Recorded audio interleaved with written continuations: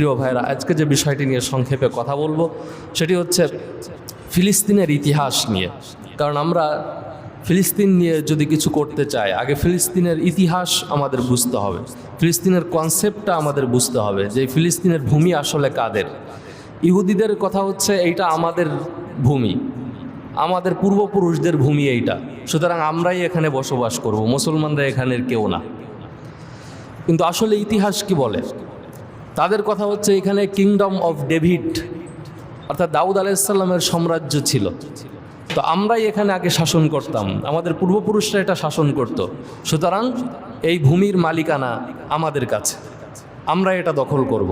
কিন্তু আসলে কি তারা এখানে আগে শাসন করত কি না, কিংবা তারা আগে বসবাস করত কি না, এটা আমাদেরকে বোঝার চেষ্টা করতে হবে। আমরা যদি ইতিহাস দেখি, ফিলিস্তিনের ভূমিতে মানুষ বসবাস করা শুরু করেছে যখন থেকে এই মানব জাতির সৃষ্টি হয়েছে, প্রায় তখন থেকে ফিলিস্তিনে মানুষ বসবাস করা শুরু করেছে। প্রত্নতত্ত্ববিদরা তারা ফিলিস্তিনের ভূমিতে একটা দেওয়াল পেয়েছেন। সেই দেওয়াল গবেষণা করে তারা বলেছে যে পৃথিবীর সবচাইতে পুরাতন এবং মানব জাতির সৃষ্টি করা প্রথম দেওয়াল হচ্ছে এই ফিলিস্তিনে অবস্থিত একটা দেওয়াল পাওয়া গেছে ওইটা। এবং পৃথিবীর সর্বপ্রথম পুরাতন নগরী বা পুরাতন শহর অবস্থিত হচ্ছে এই ফিলিস্তিনে। আজ থেকে প্রায় 12,000 বছর আগে ফিলিস্তিনে একটি শহর ছিল যেটার নাম হচ্ছে আরিহা। আরবিতে বলা হয় হচ্ছে আরিহা, আর ইংরেজিতে বলা হয় হচ্ছে জারিকো। এই শহরটা আজ থেকে 12,000 বছর আগে ফিলিস্তিনে ছিল। তখন দেওয়াল ছিল সেখানে শত্রুদের মোকাবেলা করার জন্য, সেখানে হাটবাজার ছিল, ঘর বাড়ি ছিল। তো বিজ্ঞানীরা বলছে যে এটা হচ্ছে বিশ্বের সর্বপ্রথম শহর। তার মানে আমরা যদি দেখি পৃথিবীর ইতিহাসে সর্বপ্রথম যেই জায়গাগুলোতে মানুষ বসবাস করত তার মধ্যে অন্যতম একটি জায়গা হচ্ছে এই ফিলিস্তিন। এরপরে হজরতে নূহ আলাইহিসসালামের প্লাবনের সময় পুরা বিশ্বই তো তখন ধ্বংস হয়ে গিয়েছিল, মানব জাতি আর বেঁচে ছিল না। শুধুমাত্র নূহ আলাইহিস সালামের নৌকায় যে কয়জন উঠেছিল সেই কয়জন শুধুমাত্র বেঁচে ছিল। এখন প্রশ্ন হচ্ছে, আচ্ছা, মানব জাতির শুরু থেকে এখানে মানুষ বসবাস করে আসছে, তারপরে বিভিন্ন সম্প্রদায়, বিভিন্ন গোত্র, বিভিন্ন জাতি, উপজাতি, সভ্যতা এখানে গড়ে উঠেছে এবং এই জায়গায় বসবাসের জন্য মানুষ যুদ্ধ বিগ্রহ করেছে। এই যে এখন যেমন দখল করার জন্য যুদ্ধ বিগ্রহ চলতেছে, সেই পৃথিবীর শুরুর ইতিহাস থেকে ওই জায়গায় মানুষ বসবাস করার জন্য যুদ্ধ বিগ্রহ করে আসতেছে। কে ওই জায়গা দখল করলো? প্রশ্ন হচ্ছে, এই জায়গা দখল করার জন্য, এই জায়গায় বসবাস করার জন্য মানুষ কেন এত আগ্রহী? পৃথিবীতে এত জায়গা থাকতে পৃথিবীর শুরু থেকে কেন মানুষ এখানে বসবাস করে আসতেছে? এর কারণ কি? এর কারণ সামনে ইনশাল্লাহ বলবো। আল্লাহ তাআলা পবিত্র কোরআনেই সেটা বলেছেন এর কারণ কি। তো নূহ আলাইহিসসালামের প্লাবনে সব যখন ধ্বংস হয়ে গেল, ধ্বংস হয়ে যাওয়ার পরে নূহ আলাইহিসসালামের মোট কয়টা সন্তান ছিল? 4টা। এই 4 সন্তানের ভিতরে একজন ছিল হচ্ছে অমুসলিম কাফের, যার নাম হচ্ছে কিনান। আর 3 জন সন্তান তারা ভালো ছিল, মুসলিম ছিল, তারা নূহ আলাইহিসসালামের নৌকায় উঠেছিল। এই 3 জন সন্তানের নাম হচ্ছে সাম, হাম, আর একজনের নাম হচ্ছে ইয়াসেফ। এই 3 সন্তান। তো এই প্লাবন যখন শেষ হয়ে গেল, প্লাবন শেষ হওয়ার পরে এবার নূহ আলাইহিস সালাম আদেশ করলেন, তোমরা পৃথিবীর বুকে ছড়িয়ে পড়ো, কারণ পৃথিবীতে তো আর জনসংখ্যা নাই, সুতরাং এই জনসংখ্যা আবার তো ছড়িয়ে দিতে হবে। তো 3 সন্তানকে 3টা এলাকায় পাঠানো হলো। সাম, সে হচ্ছে আরব অঞ্চলে বসবাস করা শুরু করলো, যাদের থেকে আরব জাতির সৃষ্টি হয়েছে। তারপরে হচ্ছে হাম, এই হাম মিশর এবং এই ফিলিস্তিন যে অঞ্চল আছে ওই অঞ্চলে যে সে বসবাস করা শুরু করলো। আর ইয়াসেফ, সে হচ্ছে রোম, তুর্কি, ইতালি এই অঞ্চলে যে বসবাস করা শুরু করলো। সুতরাং ধারণা করা হয় পৃথিবীতে এখন যারা আরব জাতি আছে তারা হচ্ছে এই সামের বংশধর, আর যারা এই ফিলিস্তিন, মিশর এই অঞ্চলে বসবাস করে তারা হচ্ছে হামের বংশধর, আর যারা তুর্কি, রোমান, ইতালি, ইউরোপিয়ান তারা হচ্ছে ইয়াসেফ এর বংশধর। তো হামের 4 জন সন্তান ছিল। এই 4 জন সন্তানের ভিতরে একজনের নাম ছিল হচ্ছে কিনান। এই কিনান নূহ আলাইহিস সালামের সন্তান না, এটা হচ্ছে হামের সন্তান কিনান। আর আরেকজন সন্তানের নাম কুশ, আরেকজন সন্তানের নাম হচ্ছে মিশর।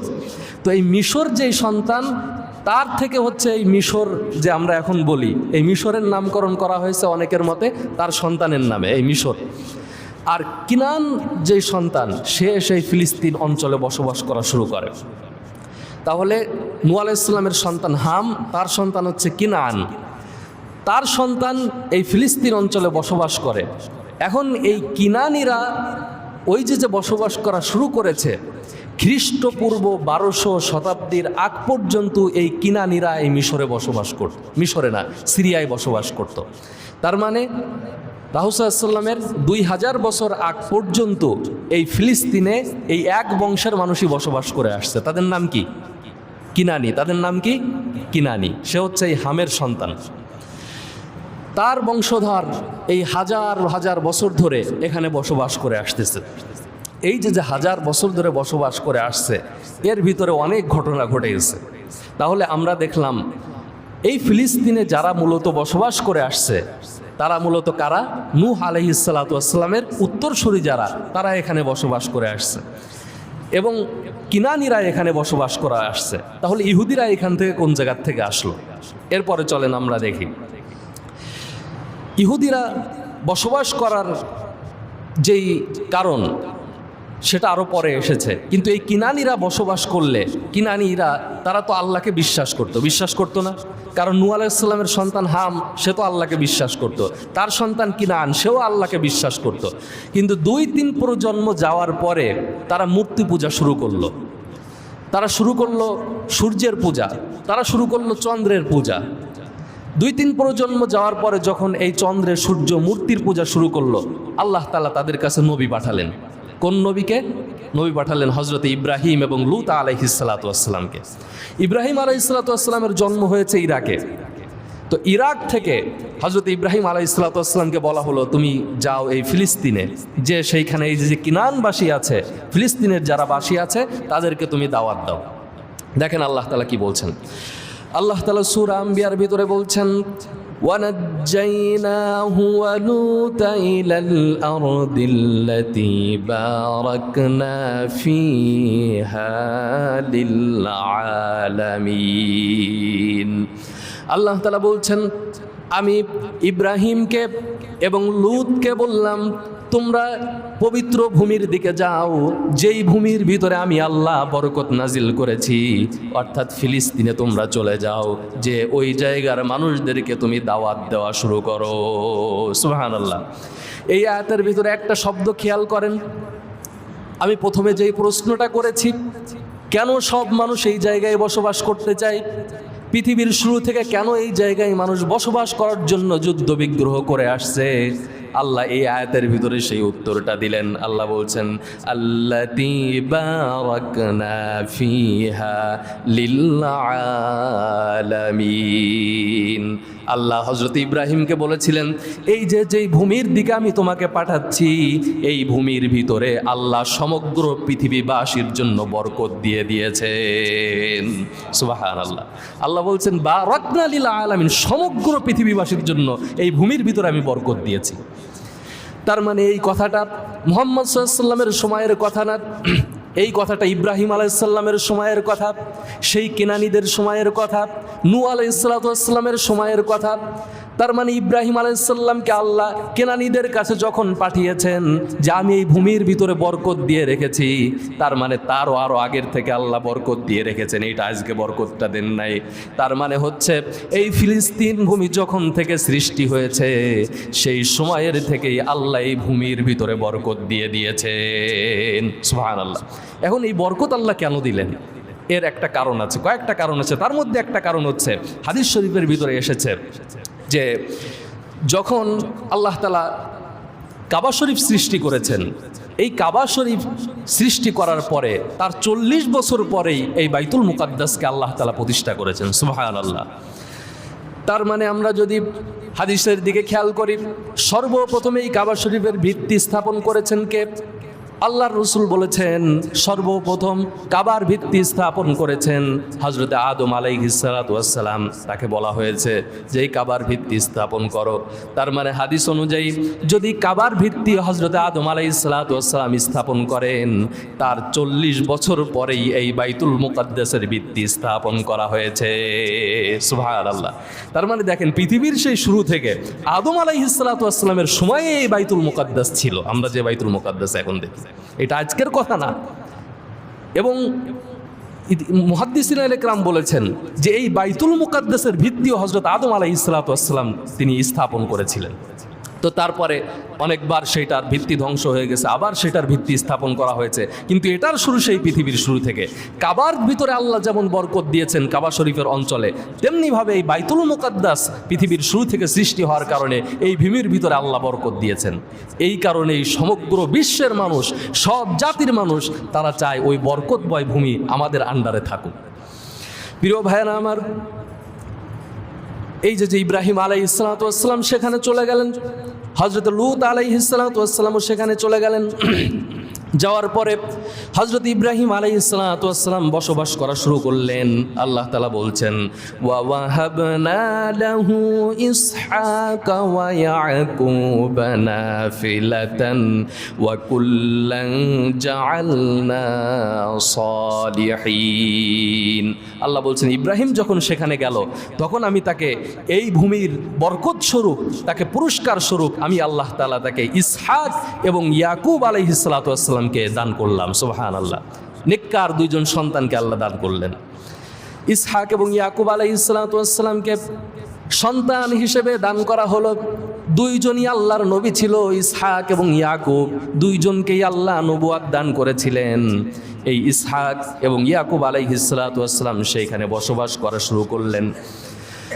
ইয়াকুব আলাইহিস সালাতু ওয়াস সালাম যখন বসবাস করছেন, বসবাস করার পরে আল্লাহ তাআলা ইয়াকুব আলাইহিস সালাতু ওয়াস সালামকে 12 জন সন্তান দান করেছিলেন। এই 12 জন সন্তানের ভিতরে একজন সন্তানের নাম ছিল হচ্ছে ইউসুফ। 12 জন সন্তানকে আল্লাহ নবুয়াত দেন নাই, তাদের মধ্য থেকে একজন সন্তানকে আল্লাহ নবী বানিয়েছিলেন, তিনি হচ্ছেন ইউসুফ আলাইহিস সালাম। তো ইউসুফ আলাইহিস সালাতু ওয়াস সালামের বাবার নাম কি?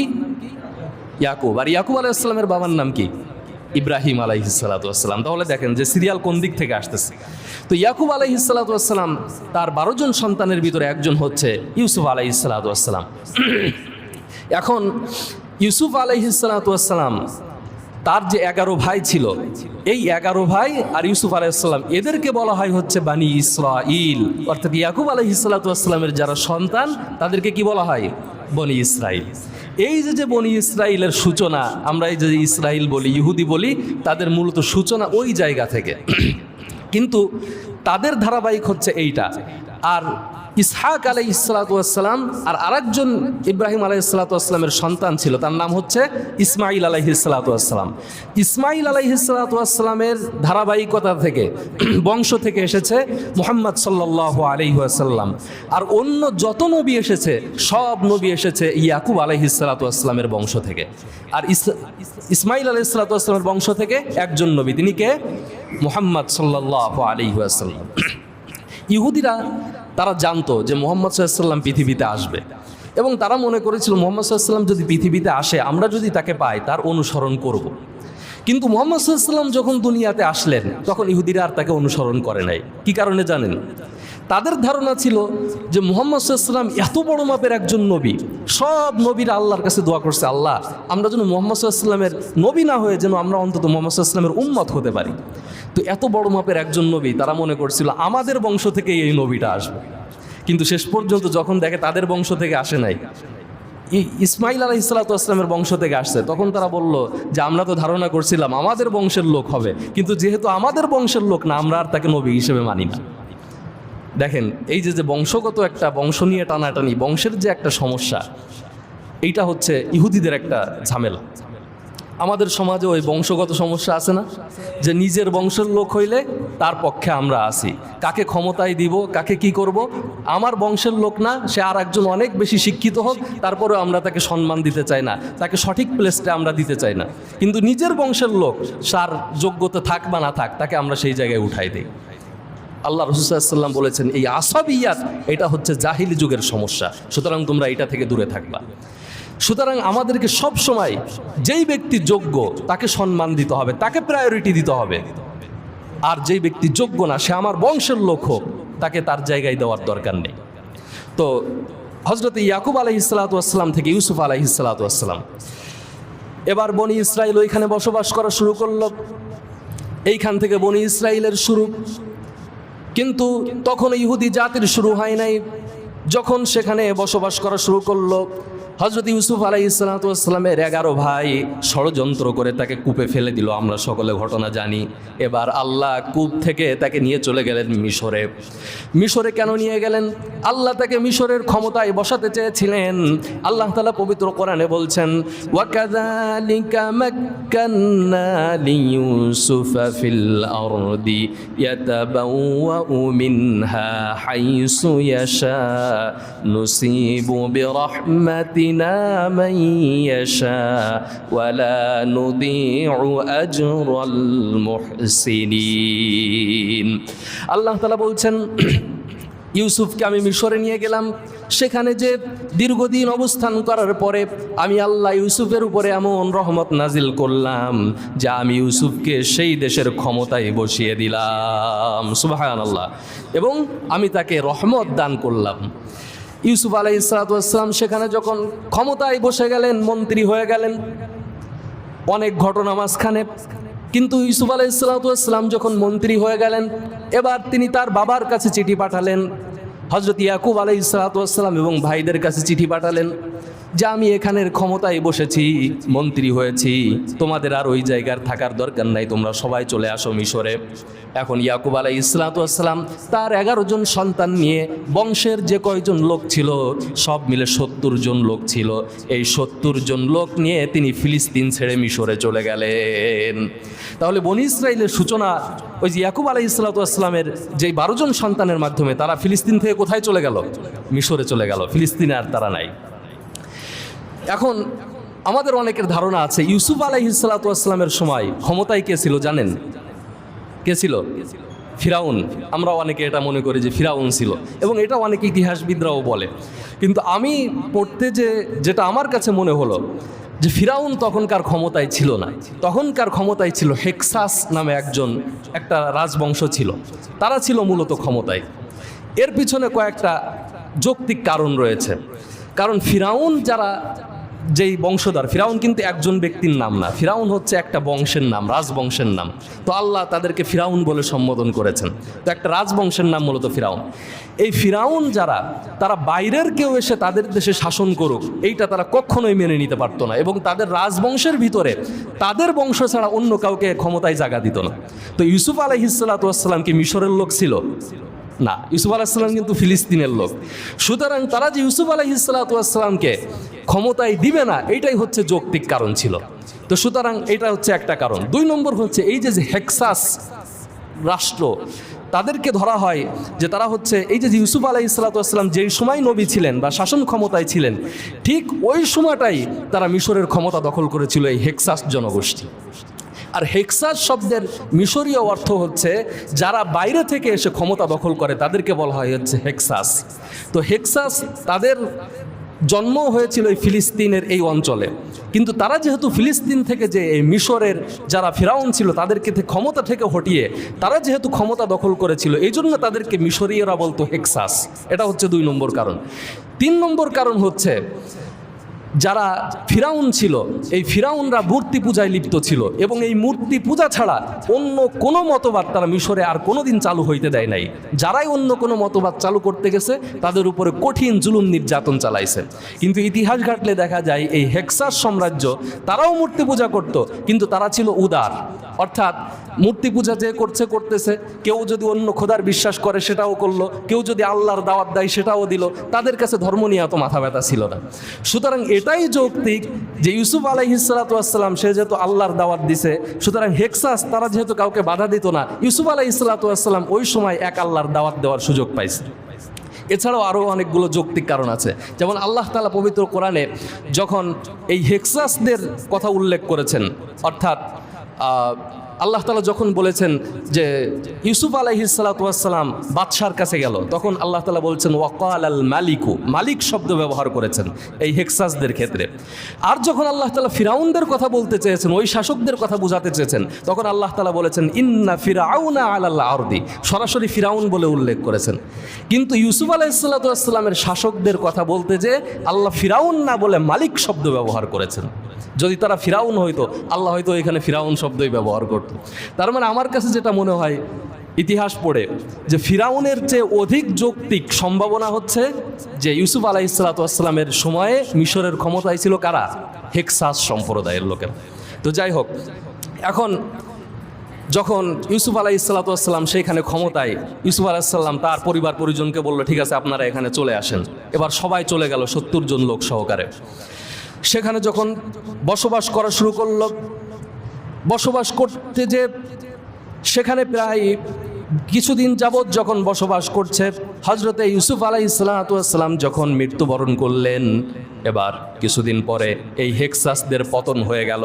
আমরা যদি ইতিহাস দেখি, খ্রিস্টপূর্ব 1550 সালে ফারাও শাসক আহমস তিনি হেক্সাসদেরকে পরাজিত করেন, এটাই হচ্ছে ইতিহাস। তার মানে এই যে হেক্সাসরা এতদিন মিশরের ক্ষমতায় ছিল, তাদেরকে ফেরাউনরা পরাজিত করে ফেললো। দেখেন, ওই যে হেক্সাসরা ক্ষমতায় থাকার আরেকটা বড় কারণ এইটা, তার যৌক্তিক আরেকটা কারণ এটা যে যদি তারা ক্ষমতায় না থাকতো তাহলে ফিরাউনরা কাদেরকে যে পরাজিত করছে? ফিরাউনরা হেক্সাসদেরকে পরাজিত করছে, তার মানে তারা ক্ষমতায় ছিল। তো এই ফারাও যারা, ফিরাউনরা, তারা যে হেক্সাসদেরকে পরাজিত করলো খ্রিস্টপূর্ব 1550 সালে। এবার দেখেন আরও যৌক্তিক কারণ আছে হেক্সাসরা ক্ষমতায় থাকা। পরাজিত করার পরে এবার তারা ওই যে তাদের যে আসল যে চরিত্র আল্লাহ কোরআনে বলেছেন যে তারা নিজেদের ছাড়া অন্য কাউকে সহ্য করতে পারে না, তারা এবার এই বনি ইসরাইলদের উপরে চরম জুলুম নির্যাতন শুরু করলো, তাদের সবাইকে দাস দাসীতে পরিণত করলো। তার মানে ওই যে আগে যৌক্তিক কারণটা বলেছি, ফিরাউনদের বৈশিষ্ট্য হচ্ছে নিজের গোত্রের লোক ছাড়া, মিশরের লোকদের ছাড়া তারা মিশরে আর কাউকে অ্যালাউ করতো না। সুতরাং যেহেতু মিশরে এতদিন বনি ইসরাইল বসবাস করেছে, হযরত ইউসুফ আলাইহিস সালামের বংশধরেরা বসবাস করেছে, ফিরাউনরা ক্ষমতায় আসার পরেই বনি ইসরাইলের সবাইকে দাস দাসীতে রূপান্তরিত করলো, আর অনেককে মিশর থেকে বের করে দিল। বনি ইসরাইল এবার দাস দাসীতে রূপান্তরিত হয়ে গেল। তাদের যাত্রা শুরু হয়েছিল ফিলিস্তিনের, পরে চলে গেল মিশরে। মিশরে যে ইউসুফ আলাইহিস সালামের আন্ডারে বসবাস করার পরে এবার ফিরাউনরা যখন ক্ষমতায় আসলো, সব বনি ইসরাইলদেরকে দাস দাসীতে রূপান্তর করা হলো। দাস দাসীতে রূপান্তর করার পরে 300 বছর তারা ফিরাউনদের আন্ডারে দাস দাসী হিসেবে ছিল। এরপরে খ্রিস্টপূর্ব 1250 সালে হজরতে মুসা আলাইহিস সালাতু ওয়াস সালাম জন্মগ্রহণ করেন। মুসা আলাইহিস সালাতু ওয়াস সালাম জন্মগ্রহণ করে তিনি চিন্তা করলেন এই বনি ইসরাইলদেরকে কিভাবে দাস দাসী থেকে মুক্ত করা যায়। তিনি বনি ইসরাইলদেরকে দাস দাসী থেকে মুক্ত করার জন্য তিনি আল্লাহর সাহায্য নিয়ে বিভিন্নভাবে পরিকল্পনা করলেন। শেষ পর্যন্ত আল্লাহ তাআলা মুসা আলাইহিস সালাতু ওয়াস সালামের মাধ্যমে এই বনি ইসরাইলদেরকে নদী পাড়ি দিয়ে অপর প্রান্তে পার করে দিলেন, আর ফিরাউনদেরকে সব সাগরে ডুবিয়ে দিলেন। সুবহানাল্লাহ। তাহলে দেখেন মাঝখানে অনেক ইতিহাস এই ফিরাউনদের, আমি সংক্ষেপে শুধু বলে গেলাম যে মুসা আলাইহিস সালাতু ওয়াস সালাম তারা 300 বছর দাস দাসী ছিল। দাস দাসী এই বনি ইসরাইল 300 বছর দাস দাসী ছিল। থাকার পরে তাদেরকে মুসা আলাইহিস সালাতু ওয়াস সালাম এসে উদ্ধার করছেন। কে উদ্ধার করছেন? মুসা আলাইহিস সালাম। কিভাবে? যে তোমাদের আর এই অঞ্চলে থাকার দরকার নাই, চলো আমরা এই মিশর থেকে বের হয়ে যাই। তারা নদী পাড়ি দিল, পাড়ি দিয়ে ওপারে চলে গেল, মাঝখানে তো ডুবে গেল ফিরাউন। এই ঘটনা তো আমরা সকলেই জানি। এই যে বনি ইসরাইলের যাত্রা শুরু ফিলিস্তিন থেকে মিশর, এবার মিশর থেকে বের হয়ে গেছে। মিশর থেকে বের হওয়ার পরে তারা মরুভূমির ভিতরে চলে গেল। কোথায় যাবে? আল্লাহ তাআলা বললেন তোমরা চলে যাও ফিলিস্তিনে, যেখান থেকে তোমাদের যাত্রা আমি শুরু করেছিলাম, বরকতময় জমিন, তোমাদের বাইরে থাকার দরকার নাই। আমি আল্লাহ তোমাদেরকে সেই বরকতময় জমিনটা আবার তোমাদেরকে ফিরিয়ে দিতে চাই। সুতরাং তোমরা সেই বরকতময় জমিন ফিলিস্তিনের দিকে তোমরা যাত্রা শুরু করো। মুসা আলাইহিস সালাতু ওয়াস সালাম যখন যাত্রা শুরু করলেন, মরুভূমির ভিতরে কোনো খাবার নাই, মরুভূমির ভিতরে কোনো পানি নাই, তখন এই ফিলিস্তিন এই যারা বনি ইসরায়েল তারা মূসা আলাইহিস সালাতু ওয়াস সালামকে প্রশ্ন করলো, মূসা তুমি তো আমাদেরকে ফিরাউনের কবল থেকে উদ্ধার করে নিয়ে আসলে, সেখানে আমরা দাসী থাকলেও তো অন্তত খাইতে পারতাম, কিন্তু তুমি আমাদেরকে সেখান থেকে স্বাধীন করে এনে এখন মরুভূমির ভিতরে ফেললে, এখন আমরা খাবো কি? মূসা সাল্লাম আর আল্লাহর কাছে দোয়া করলেন, রব্বুল আলামিন খাবারের ব্যবস্থা করো। আল্লাহ তাআলা জান্নাত থেকে তাদের জন্য খাবার পাঠালেন, ভুনা গোস্ত, বিভিন্ন খাবার, মান্না ওয়া সালওয়া তাদের জন্য আল্লাহ তাআলা জান্নাত থেকে প্রেরণ করলেন। আল্লাহ জান্নাত থেকে খাবার প্রেরণ করার মাধ্যমে বনি ইসরাইলদেরকে খাবার দেওয়া শুরু করলেন। সুবহানাল্লাহ। কিসের খাবার দিয়েছেন? জান্নাতি খাবার তাদেরকে দেওয়া শুরু হলো। এবার দেখেন বনি ইসরাইলের চরিত্র দেখেন। বনি ইসরাইল এবার দীর্ঘদিন ধরে মরুভূমির ভিতরে জান্নাতি খাবার খাচ্ছে। জান্নাত থেকে ভুনা ভুনা গোস্ত আসে, বিভিন্ন ফলমূল আসে, খাবার আসে। রাতের বেলা ঘুমিয়ে থাকে, সকালবেলা ঘুম থেকে ওঠে দেখে ঘাসের পরে শিশিরের ভিতরে সুন্দর সুন্দর খাবার পড়ে আছে, কোনো রান্না বান্না নাই, কোনো কষ্ট নাই, চাষবাস করা লাগে না, সকালবেলা ঘুম থেকে উঠবে আর খাবার খাবে। এবার তারা বলতেছে, ওয়াইদ কুলতুম ইয়া মূসা লান নাসবিরা আলা তুআমিন ওয়াহিদিন ফাদউ লানা রাব্বাকা ইউখরিজ লানা মিম্মা তুমবিতুল আরদ। বনি ইসরাইলের এক খাবার আর ভালো লাগলো না। তারা হযরতে মূসা আলাইহিস সালামকে বলল, তুমি তোমার রবের কাছে দোয়া করো, আমরা আর কতদিন যাবত এই এক খাবার খাবো? জান্নাত থেকে খাবার আসে আর আমরা শান্তিতে বসে বসে খাই, এটা আর আমাদের ভালো লাগে না। তুমি তোমার রবের কাছে দোয়া করো, আল্লাহ যেন আমাদেরকে জমিন থেকে চাষবাস করে খাওয়ার ব্যবস্থা করে দেয়। সুখে থাকলে কিসে কিলাই? ভূতে কিলাই একটা কথা আছে না? তো ওদের ওই ভূতে কিলাইছে, তাদের আর এই সুখ শান্তি ভাল লাগতেছে না। তাদের বলে যে এইগুলো আর ভাল লাগতেছে না, আল্লাহর কাছে দোয়া করো, এই জান্নাতি খাবার টাবার আর চাই না, জমিনে আমরা নাঙ্গল চষবো, তারপরে আমরা এই আদা রসুন পেঁয়াজ ডাল এইসব আমরা উৎপাদন করব, তারপরে আমরা রান্না করে খাবো, আল্লাহর কাছে এই দোয়া করো। আল্লাহ তাআলা স্পষ্টভাবে কোরআনে বর্ণনা করেছেন প্রত্যেকটা জিনিসের নাম, ওয়াফুমিহা ওয়া আদাসিহা ওয়া বাসালিহা, যে আমাদের রসুন লাগবে, পেঁয়াজ লাগবে, ডাল লাগবে, এই সব জিনিস আমরা খাবো। হযরত মূসা আলাইহিস সালাম বললেন, ক্বালা আতাস্তাবদিলুনাল্লাযী হুয়া আদনা বিল্লাযী হুয়া খায়র, তোমরা কি এতটাই আহাম্মক হয়ে গেলে? উত্তম জান্নাতের এত সুস্বাদু খাবার আসে, এইটা বাদ দিয়ে তোমরা দুনিয়ার এই নগণ্য খাবার খাইতে চাও? তোমরা কি এতটাই ভালো আহাম্মক হয়ে গেলে? মূসা আলাইহিস সালাম রাগ করে বললেন, ইহবিতু মিসরান ফাইন্না লাকুম মা সাআলতুম, যদি তোমাদের দুনিয়ার এই খাবার এত ভালো লাগে, চাষবাস করে যদি তোমরা খেতে চাও, জান্নাতের খাবার যদি তোমাদের পছন্দ না হয়, তাহলে যেই মিশর থেকে আমি তোমাদেরকে উদ্ধার করে নিয়ে এসেছি, তাহলে আবার তোমরা সেই মিশরে ফিরে যাও, তোমাদের এইখানে আর থাকার দরকার নাই। তোমাদেরকে এত কষ্ট করে দাসত্ব থেকে আমি মুক্ত করলাম, তাহলে আগের জায়গায় তোমরা ফিরে যাও। আমাদের সমাজে এই যে কিছু লোক আছে না, ওই শেখ হাসিনার আমলি ভালো লাগে, আছে না কিছু লোক যে আগেই তো ভালো ছিলাম, আছে না কিছু লোক আছে যে আগেই তো ভালো ছিলাম, তো এদেরও ঠিক আছে, তুমি আগেই চলে যাও, তোমার আর এখন থাকার দরকার নাই। এ হচ্ছে ওই বনি ইসরায়েল কোয়ালিটির লোক, এদের ওই দাসী থাকায় এইগুলাই ভাল লাগে। তো এখন মূসা আলাইহিস সালাতু ওয়াস সালাম বললেন, ঠিক আছে তোমরা তাহলে আগের জায়গায় চলে যাও। আল্লাহ তাআলা বললেন, ওয়া যুরিবাত আলাইহিমুদ দিল্লাতু ওয়াল মাসকানা, তারা যেহেতু আমার সাথে নাফরমানি করেছে, তারা যেহেতু ঘাট তেড়া, আমি আল্লাহ তাদের জন্য লাঞ্ছনা আর গঞ্চনা চিরজীবনের জন্য আমি আল্লাহ তাদের জন্য লিখে দিলাম। চিন্তা করে দেখেন আল্লাহ তাদের জন্য কি লিখেছেন, লাঞ্ছনা। দুরিবাত আলাইহিমুদ দিল্লাতু ওয়াল মাসকানা, দুইটা শব্দ ব্যবহার করা হয়েছে, একটা হচ্ছে লাঞ্ছনা, আর মাসকানা শব্দের অর্থ হচ্ছে তাদের স্থায়ী কোনো বাসভূমি থাকবে না, সারা জীবন এই ভূমি থেকে ওই ভূমি, ওই ভূমি থেকে ওই ভূমি, এইভাবেই তাদেরকে ঘুরে বেড়ানো লাগবে। এবার সামনে ইতিহাস পড়লে দেখবেন এই যে আল্লাহ তাদের বিরুদ্ধে এই শাস্তি দিয়েছেন, এই শাস্তি এখনও তাদের পর্যন্ত আছে, এখনও পর্যন্ত তারা ওই রাষ্ট্র ভালোভাবে গঠন করতে পারে নাই, শাস্তি হয়েছিল সেই সময়। এবার যখন তাদেরকে এই শাস্তি দেওয়া হলো, এবার তাদেরকে আল্লাহ বললেন, ঠিক আছে জান্নাতি খাবার তাহলে বন্ধ, এবার চাষাবাদ করেই খাও। চাষাবাদ করে খাওয়া শুরু হলো, নিজেরা কষ্ট করে খাবার দাবার খাই। আল্লাহ তাআলা বললেন, ঠিক আছে তোমাদেরকে আমি আর একটা সুযোগ দিব, তোমরা ওই যে দেখতে পাচ্ছ ফিলিস্তিনের ভূমি, ফিলিস্তিনের ভূমিতে প্রবেশ করো। ওই ফিলিস্তিনের ভূমিতে যদি তোমরা প্রবেশ করতে পারো, আমি আল্লাহ তোমাদের সব অপরাধগুলোকে মাফ করে দিব। সুবহানাল্লাহ। এখন ওই ফিলিস্তিনের ভূমিতে কারা বসবাস করতেছিল মনে আছে আপনাদের? কেনাআনীরা, ওই যে হামের সন্তান যারা কেনাআনীরা বসবাস করে। এখন ইতিহাসবিদরা লিখছেন যে ওই কেনাআনীরা হামের ছেলে, প্রথম দিক দিয়ে তারা ইমানদার থাকলেও পরবর্তীতে চরম লেভেলের জালেম ছিল এরা, এবং অনেক শক্তিশালী যোদ্ধা ছিল। এবার যখন আল্লাহ বললেন তাদেরকে পরাজিত করতে হবে, ওই কেনাআনীদের বিরুদ্ধে যুদ্ধ করে বনি ইসরায়েলকে ওইখানে প্রবেশ করতে হবে।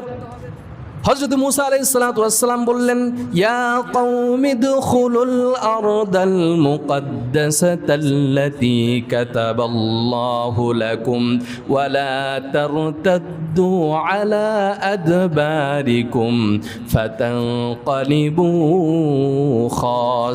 খাসিরিন।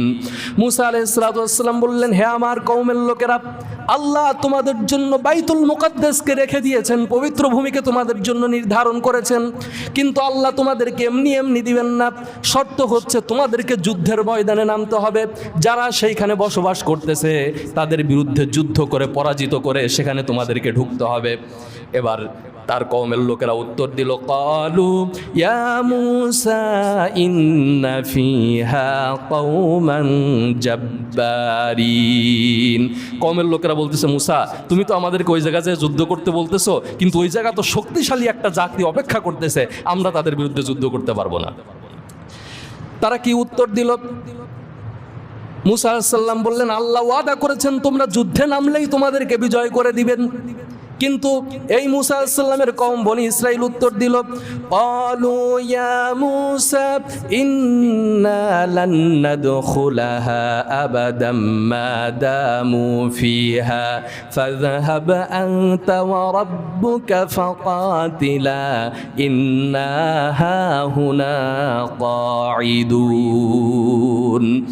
মূসা আলাইহিস সালাতু ওয়াস সালাম তাদেরকে বললেন, আল্লাহ তোমাদের সাথে ওয়াদা করেছেন যুদ্ধের ময়দানে নামলেই আল্লাহ তোমাদেরকে বিজয় করবেন। এই ওয়াদা যখন আল্লাহ করেছেন, তাদের তো কোনো প্রশ্ন ছাড়াই সেখানে যাওয়ার কথা ছিল, কারণ আল্লাহ আগেই তাদেরকে সরাসরি দেখিয়েছেন কিভাবে আল্লাহ সাহায্য করেন।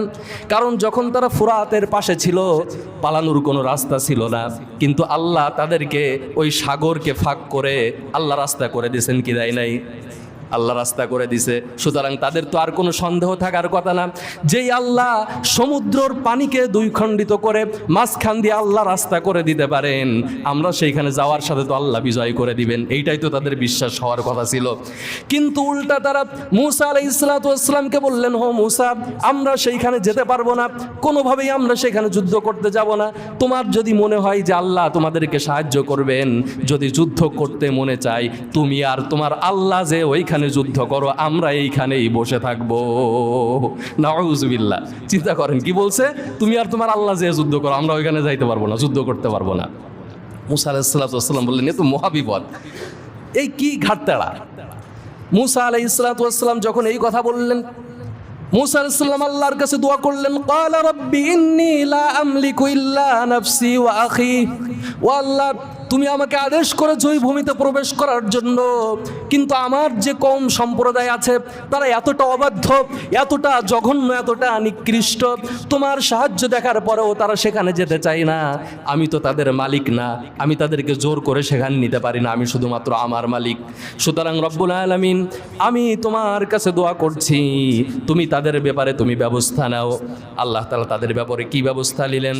ক্বালা ফা ইন্নাহা মুহাররামাতুন আলাইহিম 40 সানা। আল্লাহ তাআলা তাদেরকে শাস্তি দিলেন যে তোমাদেরকে আমি আল্লাহ আর ওই ভূমি দিব না, এবং তোমরা ছন্ন ছাড়া হয়ে এখন ঘুরতে থাকবা আর মরুভূমির ভিতরে। ইতিহাসবিদরা সাক্ষী দেয় যে এই যে 40 বছর আল্লাহ তাদেরকে শাস্তি দিয়েছিলেন, এরা পরবর্তীতে আর কোনো ভূমিতে স্থায়ী হইতে পারে নাই। এরা সারাদিন ঘুরতো যে কোন জায়গায় যে একটু বসবাস করতে পারবো। এই ঘুরতে ঘুরতে মনে করেন ফিলিস্তিনের কাছাকাছি চলে গেছে, কিন্তু আবার দিক ভ্রান্ত হয়ে আবার উল্টা দিকে তারা চলে যাইতো আবার সন্ধ্যাবেলা। এরকম 40টা বছর তারা দুঃখ দরদাসার ভিতরে, মরুভূমির ভিতরে তাদেরকে পার করতে হয়েছে। আর মূসা আলাইহিস সালাতু ওয়াস সালাম তাদেরকে হিদায়াত করতে পারলেন না। মূসা আলাইহিস সালাম তাদেরকে এত কিছু দেওয়ার পরও তারা আল্লাহর অবাধ্য হলো, মূসা আলাইহিস সালাতু ওয়াস সালামের অবাধ্য হলো, তারা আনুগত্য করলো না এবং এই ফিলিস্তিনে তারা প্রবেশ করলো না। এরপরে মূসা আলাইহিস সালাতু ওয়াস সালাম মৃত্যুবরণ করলেন। মৃত্যুবরণ করার পরে কিছুদিন পরে ইউশা বিন নুন অনেকে বলেন তিনি নবী ছিলেন, নবুয়াত পেয়েছিলেন, অনেকে বলেন যে না নবুয়াত পান নাই, তিনি বনী ইসরায়েলদের ভিতরে একজন নেতা ছিলেন। তিনি আবার সবাইকে বুঝালেন, দেখো আল্লাহ তোমাদেরকে আবার ক্ষমা করবেন যদি তোমরা তাদের বিরুদ্ধে যুদ্ধ করো এবং প্রবেশ করো। আচ্ছা, সময় তো শেষ হয়ে গেছে। এখন অনেক বড় ইতিহাস বলতে গেলে আরও অনেক সময় লাগবে।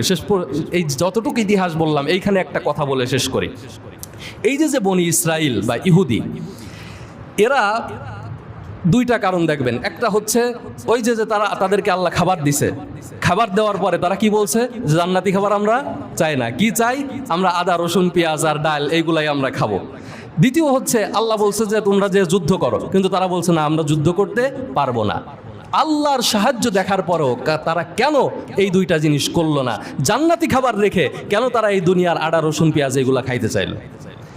এর অন্যতম একটি কারণ আমি যেটা পেয়েছি সেটি হচ্ছে তারা যে 300 বছর গোলাম ছিল, এই গোলামির যে মাইন্ডসেট তাদের ভিতরে তৈরি হয়েছে, গোলামির যে চিন্তা চেতনা তাদের ভিতরে তৈরি হয়েছে, আল্লাহ তাদেরকে স্বাধীন করার পরও এই গোলামির চিন্তা তারা ছাড়তে পারে নাই, যার কারণে আল্লাহ তাদেরকে এই ধ্বংসের ভিতরেই তাদেরকে রেখে দিয়েছিলেন।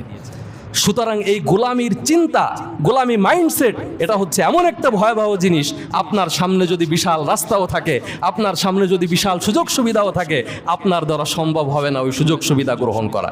দেখবেন আমাদের দেশে আমরা ব্যবসা করতে ভয় পাই না? অথচ পশ্চিমা দেশে তারা অধিকাংশ মানুষ ব্যবসায়ী। এর কারণ কি?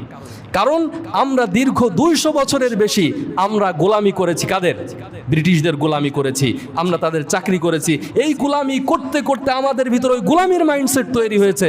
সুতরাং স্বাধীন চিন্তা যে কেমন, স্বাধীন থাকলে যে কি কি সুযোগ সুবিধা পাওয়া যায়, স্বাধীনতার যে আলাদা একটা মর্যাদা আছে, এই মর্যাদা আমাদের কাছে নাই। আমাদের কাছে যে সবচাইতে বেশি বড় চাকরি করবে তার মর্যাদা আমাদের কাছে সবচাইতে বেশি। কিন্তু একজন যদি বড় ব্যবসা করে, ব্যবসায়ী হয়, ওই চাকরিজীবীর চাইতে আমরা ব্যবসায়ীর মর্যাদা বেশি দিতে পারি না। কি কারণে? কারণ ব্রিটিশদের সময় যারা ব্রিটিশদের গোলামি করতো, চাকরি করতো, সমাজে তাদেরকে বেশি মর্যাদা দেওয়া হতো। সুতরাং এইখান থেকে ওই যে মুসা আলাইহিস সালাতু ওয়াস সালামের কওম যাদের কথা বলতেছিলাম, এরা ওই মিশরে থেকে ওই আদা রসুন পেঁয়াজ এইগুলা খাইতো, 3 বেলা 3 বার খাইতে দিত। তাই সেই যে গোলামির চিন্তা ছাড়তে পারে না। মুসা আলাইহিস সালামকে বলছে তোমরা আমাদেরকে এই মরুভূমির ভিতরে নিয়েছো, অথচ আমরা তো ফিরাউনের আন্ডারে ভালোই ছিলাম, 3 বেলা আমরা আদা পেঁয়াজ রসুন ডাল এইগুলা খাইতাম, ওইগুলাই আমাদেরকে ফেরত দাও। কারণ ওই গোলামির চিন্তা ছাড়তে পারে নাই। প্রিয় ভাইরা, এখান থেকে আমাদের শিক্ষা, আমরা যদি আমাদের ভবিষ্যৎকে উজ্জ্বল করতে চাই, আমরা যদি সত্যিকারে স্বাধীন হতে চাই, মুসলিম বিশ্বকে যদি আমরা স্বাধীন করতে চাই, তাহলে এই যে গোলামির যে চিন্তা আমাদের ভিতরে আছে, মস্তিষ্কের ভিতরে যে গোলামি আছে, এই গোলামি আমাদেরকে দূর করতে হবে। আপনার শুধুমাত্র একটা স্বাধীন জমি আছে, স্বাধীন দেশ আছে, এইটা আসল স্বাধীনতা না। আপনার মস্তিষ্ক যতদিন পর্যন্ত স্বাধীন না হচ্ছে, ততদিন পর্যন্ত আপনি আমি আসল স্বাধীনতা খুঁজে পাবো না। আল্লাহ তাআলা আমাদের সকলকে বুঝার তৌফিক দান করুক। ইনশাআল্লাহ আগামী জুমায় সামনে থেকে আলোচনা করব। হাদা মা ইলমু